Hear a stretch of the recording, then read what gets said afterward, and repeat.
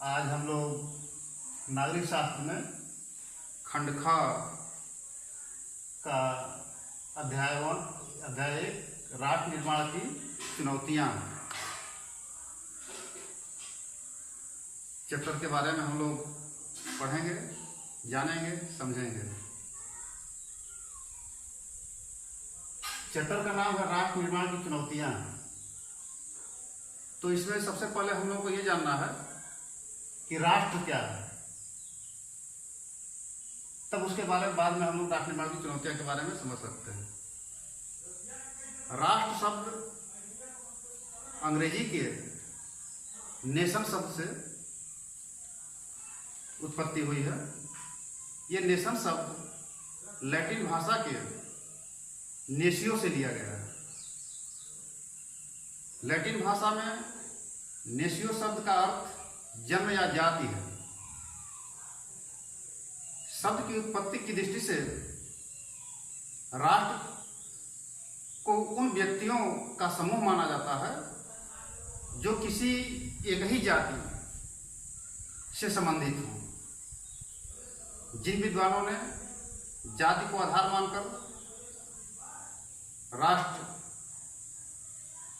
की उत्पत्ति मानी है, उनमें बर्गेस,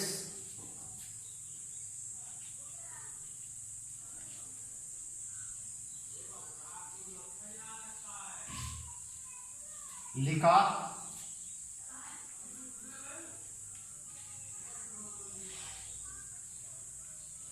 पेरियर,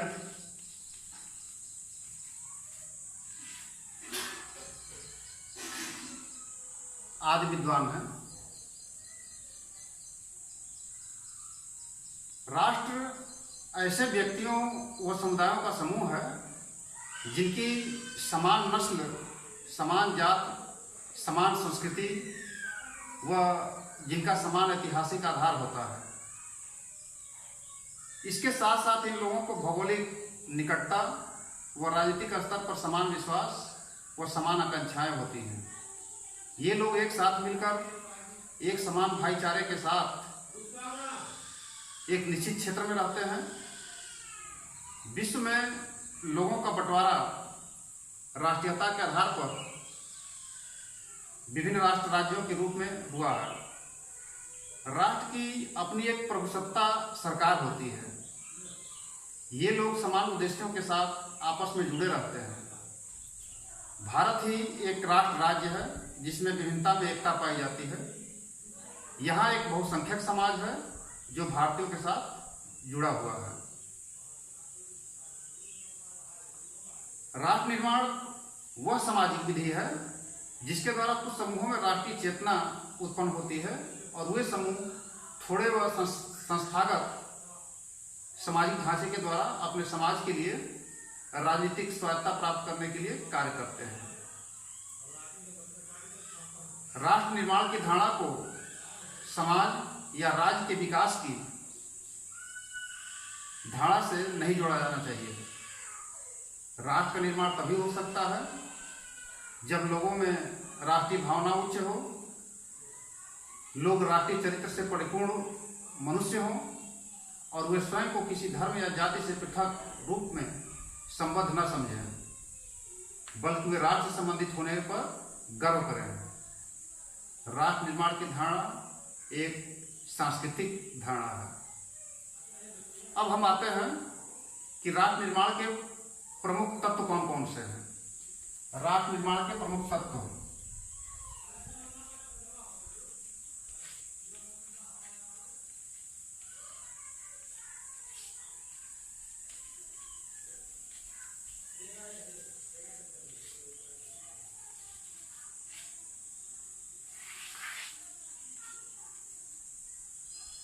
तो राष्ट्र निर्माण के प्रमुख तत्व में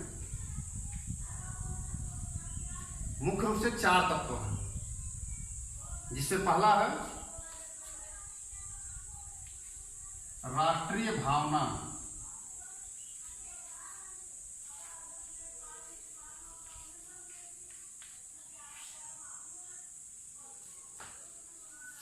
यानी कहने का तात्पर्य है कि राष्ट्र निर्माण में राष्ट्रीय भावना का महत्वपूर्ण योगदान है। जब तक राष्ट्रीय भावना नहीं होगी तब तक जो है कि राष्ट्र का निर्माण नहीं हो सकता है। दूसरा है उचित जनहित सत्ता, यानी कि जो सत्ता हो वो जनता के हित में हो। तीसरा है राष्ट्रीय समुदाय का स्वतंत्र अस्तित्व।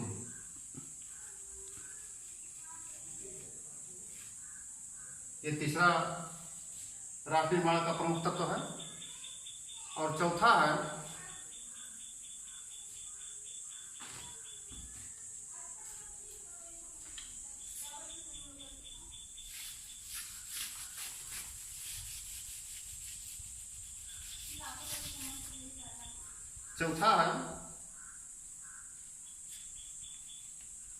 विभिन्नता में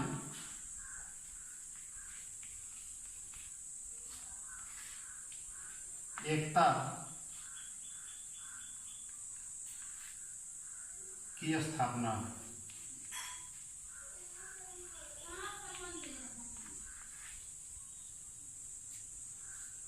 सभी लोग हम लोग जानते हैं कि हमारा भारत देश एक विभिन्नताओं वाला देश है, लेकिन इन विभिन्नताओं के होने के बावजूद भी सभी लोग एक सूत्र में बंधे हुए हैं और एक एकता बनाए हुए हैं। तो ये जो चार तत्व बताए गए हैं राष्ट्र निर्माण के, तो यही चार प्रमुख तत्व हैं।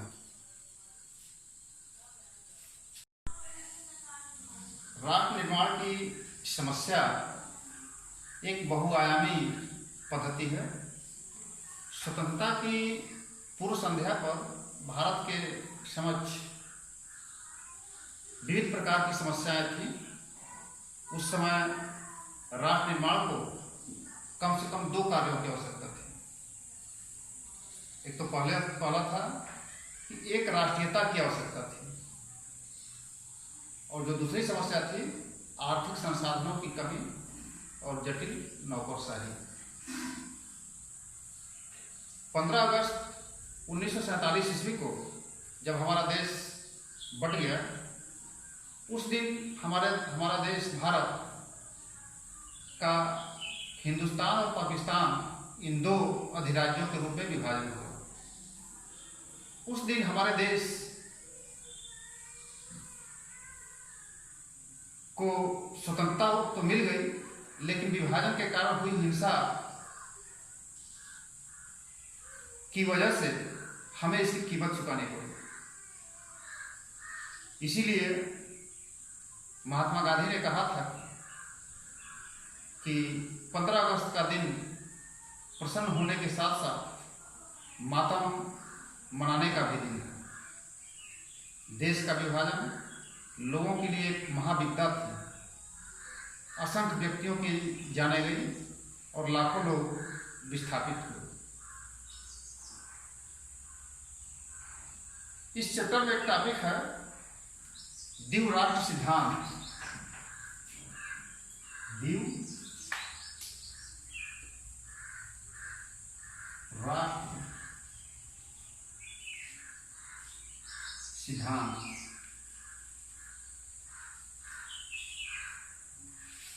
ये अक्सर एग्जाम में पूछा जाता है कि द्विराष्ट्र सिद्धांत क्या है, या द्विराष्ट्र सिद्धांत का प्रतिपादक कौन था, किसने द्विराष्ट्र सिद्धांत को दिया।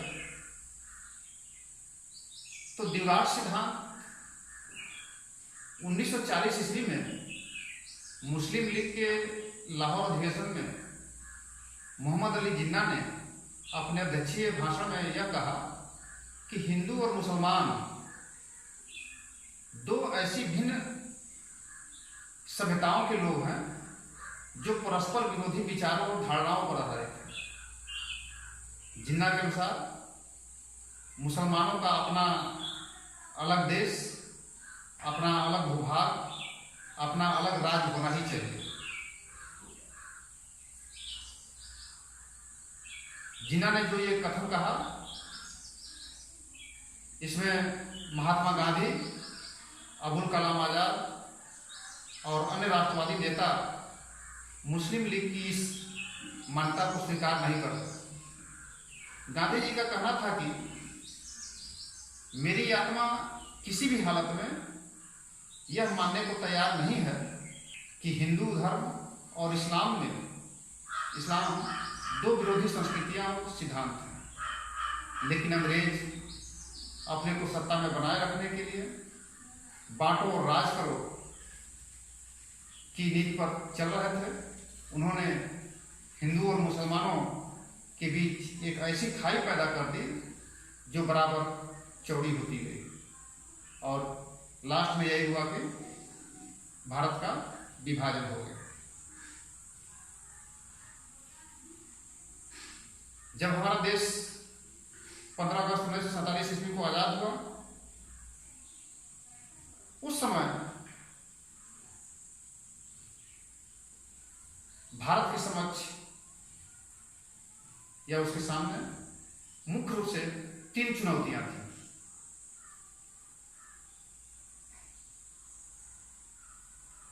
पहला था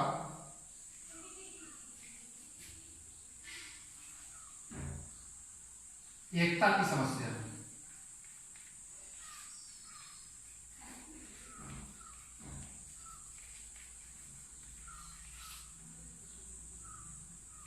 दूसरा था लोकतंत्र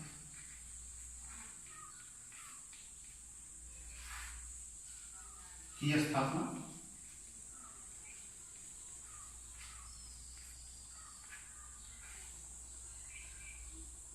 और तीसरा था विकास।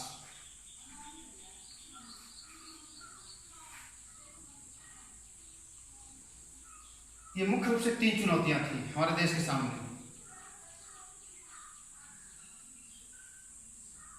तो इसमें जो पहला है एकता की समस्या, तो पहली ये कठिन समस्या थी कि एकता यानी भिन्न भिन्न भाषाएं बोलने वाले और अलग अलग मजहबों व रीति रिवाजों को मानने वाले लोगों के बीच मेल मिलाप कैसे बने। देश का सामाजिक ताना बाना खतरे में था। तो ये एक बहुत बड़ी समस्या थी, क्योंकि हमारा देश विभिन्नताओं वाला देश था, उनमें एकता कैसे लाया जाए, ये एक समस्या थी। दूसरी समस्या थी लोकतंत्र की स्थापना। एकता का स्तंभ लोकतंत्र है, अर्थात एक ऐसी शासन प्रणाली जिसमें सर्वोच्च सत्ता जनता के पास हो। लोकतंत्र सभी की स्वतंत्रता और समानता का प्रतिपादन करता है।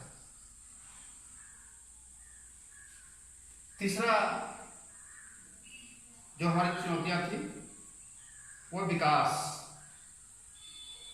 अर्थात प्रगतिशील राष्ट्र यानी सभी के लिए न्याय। लोकतंत्र अपने आप में कोई साध्य नहीं है,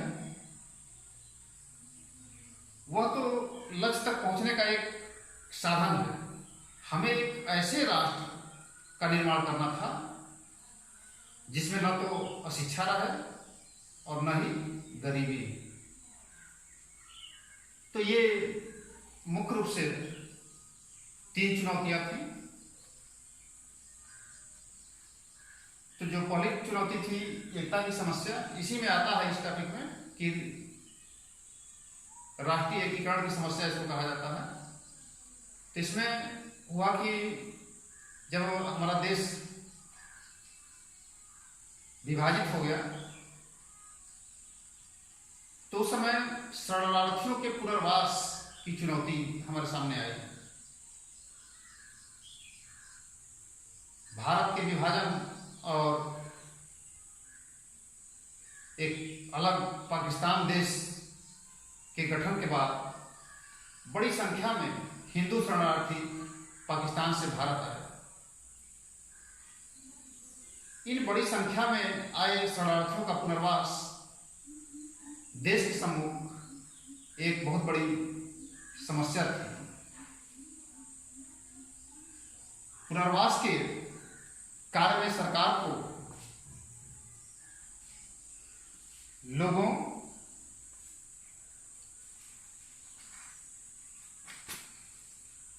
का व्यापक सहयोग मिला। इस समस्या के समाधान में कई दशक लग गए। जैसा कि हम जानते हैं कि पाकिस्तान की उत्पत्ति हिंसा तथा घृणा पर आधारित थी, इसलिए शुरू से ही पाकिस्तान द्वारा अपनाई गई नीतियों ने शत्रुता और घृणा को बढ़ावा दिया। जबकि भारत में मुसलमान देशभक्त था और चाहता था कि वह एक धर्मनिरपेक्ष जीवन व्यतीत करे, परंतु पाकिस्तान ने भारतीय मुसलमान में शत्रुता और घृणा को बढ़ावा देने के हर अवसर का उपयोग किया ताकि वह अपने अस्तित्व को सुरक्षित रख सके। हिंदू समाज ने सामान्य मुसलमानों को सबकी निगाहों से देखा और हिंदू तथा मुसलमान एक दूसरे को काफिर कहकर पुकारते थे। स्वतंत्रता से पूर्व भारत में विभिन्न प्रकार के पंथों, भाषाओं, प्रजातियों, धर्मों तथा क्षेत्रों के लोगों की लगभग 36 करोड़ जनसंख्या थी। इस विभिन्नता के कारण राष्ट्रीय एकता तथा अखंडता रूपी समस्या एक विकट समस्या बन गई। इसके अतिरिक्त स्वतंत्रता की घोषणा से पूर्व अंग्रेजों ने न केवल देश का विभाजन किया बल्कि पहले ही विभाजित भारत को विखंडित करने के बीज भी बो दिए।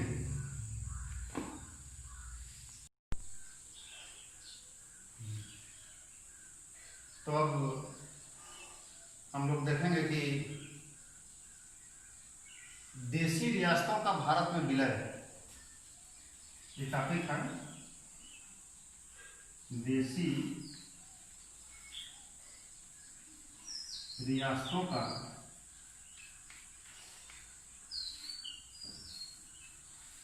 भारत में विलय।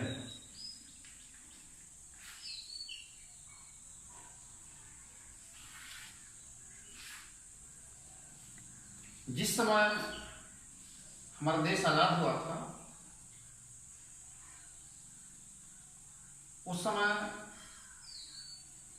लगभग हमारे देश में कुल 565 रियासतें थी।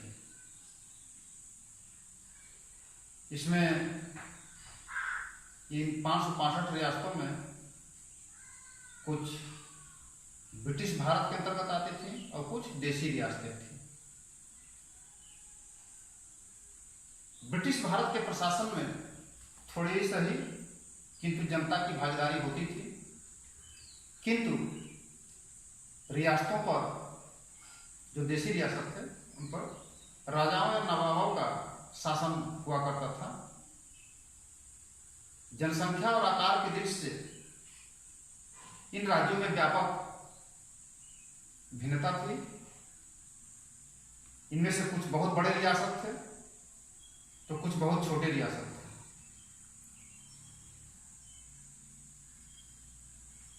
तो प्रश्न ये उठता है कि वास्तव में जो रियासत थे उनको भारत में विलय की आवश्यकता क्यों पड़ी? क्या आवश्यकता थी उनको भारतीय संघ में विलय करने की? तो रियासतों को भारतीय संघ में मिलाने के निम्न कारण थे। क्योंकि जैसे पहला कारण यह था कि अगर हम रियासतों को भारत में विलय नहीं करेंगे तो अराजकता और गड़बड़ी की आशंका हो सकती थी। दूसरी आवश्यकता थी कि अगर हम इनको भारतीय संघ में नहीं मिलाते हैं तो हमारी भारत की एकता और अस्तित्व को खतरा उत्पन्न हो जाएगा। तीसरी कारण यह था कि अधिकांश राज्यों में निरंकुश और स्वेच्छाचारी राजतंत्र का अस्तित्व था। वहां की जनता इनसे उब चुकी थी। इन सब कारणों से भारत में जो रियासतें थी उनको भारतीय संघ में मिलाना आवश्यक समझा गया।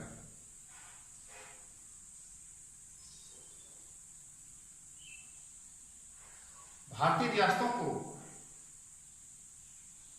मिलाने के लिए या मिलाने में सरदार वल्लभ भाई पटेल का महत्वपूर्ण योगदान है। उन्होंने ही इन सभी रियासतों को समझा बुझा करके किसी तरह से हमारे भारतीय संघ में विलय किया। तो जो हमारे देश में जो 565 रियासतें थी उनमें से 3 को छोड़ करके बाकी सभी रियासतें भारत में मिलने को तैयार हो गई। जो 3 रियासतें थी जो मिलने से भारत में इनकार कर दी, उनमें थी एक जूनागढ़,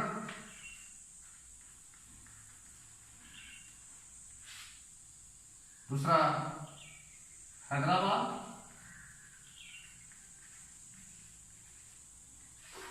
तीसरा जम्मू कश्मीर।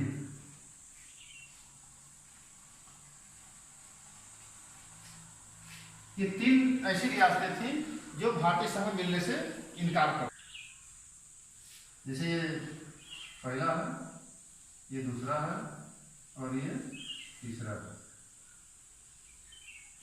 ये 3 रियासतें थी। ये जो जूनागढ़ है ये गुजरात के, जो गुजरात हमारा स्टेट है, गुजरात के दक्षिण पश्चिम में ये जूनागढ़ है। और ये जो जूनागढ़ है इसे जनमत संग्रह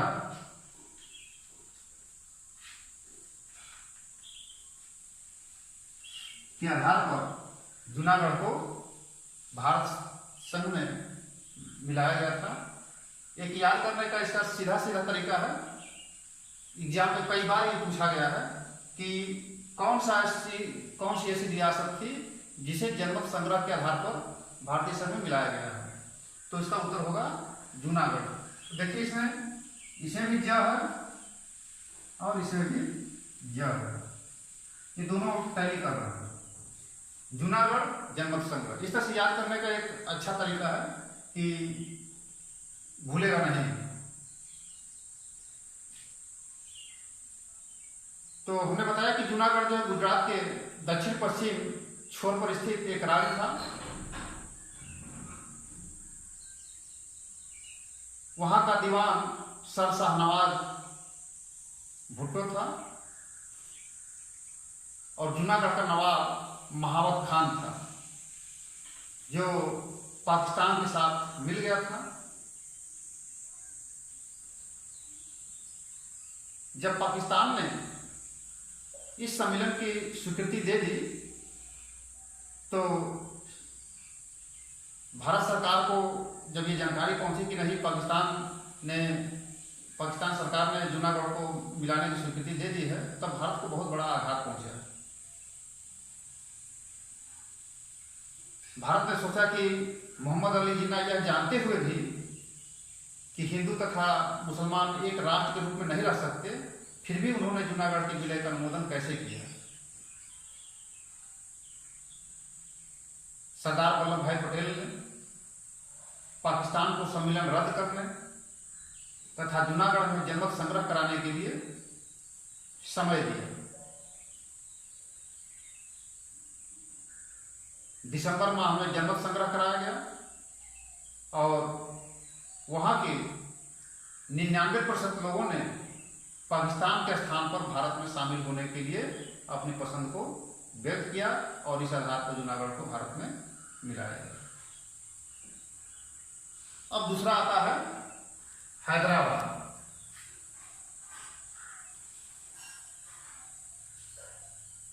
तत्कालीन भारत के केंद्र में हैदराबाद नामक विशाल राज्य स्थित था। उस समय हैदराबाद की जनसंख्या 1,40,00,000 थी, जिसमें 85% हिंदू थे। और हैदराबाद का जो नरेश था, राजा था, उसका नाम था निजाम उस्मान अली खान। और उसने ब्रिटिश राज के साथ एक विशेष संबंध रखा था। अंग्रेजों ने हैदराबाद को आधिपत्य का दर्जा देने से मना कर दिया। तब निजाम ने मुसलमान उग्रवादी काजिम रिजवी के प्रभाव में आकर स्वतंत्रता प्राप्ति की ठान ली। हैदराबाद भारत की एकता और अखंडता के लिए बहुत महत्वपूर्ण था।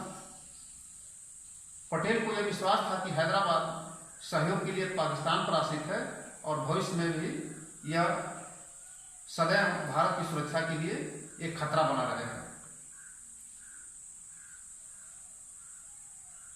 पटेल का यह भी विश्वास था कि भारत की एकता के लिए भारत के साथ हैदराबाद का होना अति आवश्यक है। सितंबर 1948 ईस्वी में मंत्रिमंडल की एक बैठक में पटेल ने निजाम के विरुद्ध शक्ति प्रयोग करने की अपनी इच्छा प्रकट की।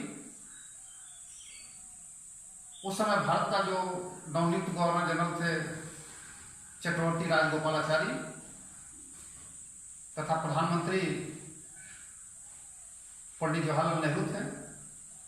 उनसे उन्होंने स्वीकृति ली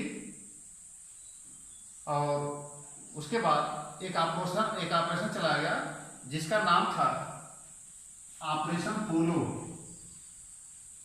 ऑपरेशन पोलो ये भी एग्जाम में पूछा जाता है कि ऑपरेशन पोलो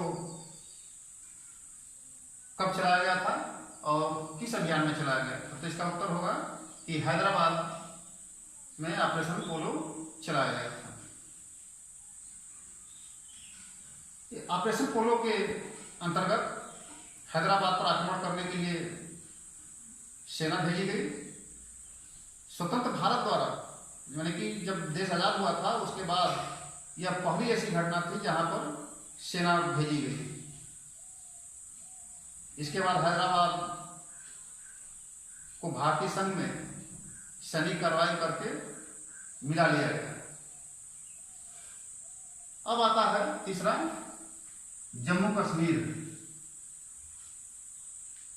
जम्मू कश्मीर के बारे में आप लोग जानते हैं कि जम्मू कश्मीर भारत का सबसे उत्तरी राज्य है। वर्तमान में हालांकि जम्मू कश्मीर राज्य को दो भागों में बांट दिया गया है।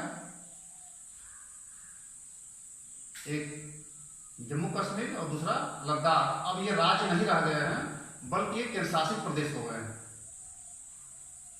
जैसे कि पहले क्या था कि हमारे देश में 29 राज्य थे जब जम्मू कश्मीर का विभाजन नहीं हुआ था। अब हमारे देश में वर्तमान में 28 राज्य हैं और जो 7 केंद्र शासित प्रदेश थे अब वो 7 की जगह पर 9 केंद्र शासित प्रदेश हो गए हैं। तो जम्मू कश्मीर एक केंद्र शासित नया प्रदेश बना है और दूसरा लद्दाख। तो उस तरह से मिलकर के 9 केंद्र शासित प्रदेश वर्तमान में है और राज्य 29 से घट करके 28 हो गया है। इसको याद रखिएगा आपको। तो ये जो जम्मू कश्मीर था तो ये भारत का सबसे उत्तरी छोर है। जब हमारा देश आजाद हुआ था तो उस समय ये जम्मू कश्मीर भारत में मिलने से इनकार कर दिया। उस समय वहां का राजा था हरि सिंह, जम्मू कश्मीर का। उसने कहा कि हम न तो भारत में मिलेंगे और न तो पाकिस्तान में मिलेंगे।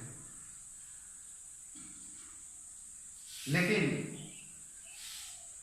जब पाकिस्तान ने जम्मू कश्मीर पर अटैक कर दिया, आक्रमण कर दिया, तो वहां का राजा जो हरि सिंह था वो घबरा गया और घबरा करके तुरंत भारत से सहायता मांगी। उसने कहा कि हमारी सहायता करिए।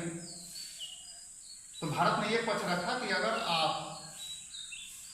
विलय पत्र पर हस्ताक्षर कर देंगे तो हम आपकी सहायता करेंगे। तो उन्होंने कहा कि ठीक है, हम विलय पत्र पर हस्ताक्षर कर देंगे। उन्होंने हस्ताक्षर कर दिया और तब जो है कि भारत की सेना वहां भेजी गई जम्मू कश्मीर में, और जम्मू कश्मीर को भारत का एक अभिन्न अंग बनाया गया। यद्यपि कि वहां पर अभी समस्याएं बनी हुई हैं, जो पाक अधिकृत कश्मीर है उसको लेकर के। पाकिस्तान कहता है कि उस पर हमारा कब्जा है, भारत कहता है कि नहीं, ये हमारे भारत देश का एक अभिन्न अंग है। तो ये अभी समस्या बनी हुई है। इसके बाद आता है एक टॉपिक,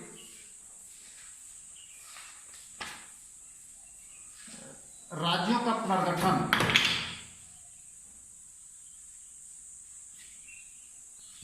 तो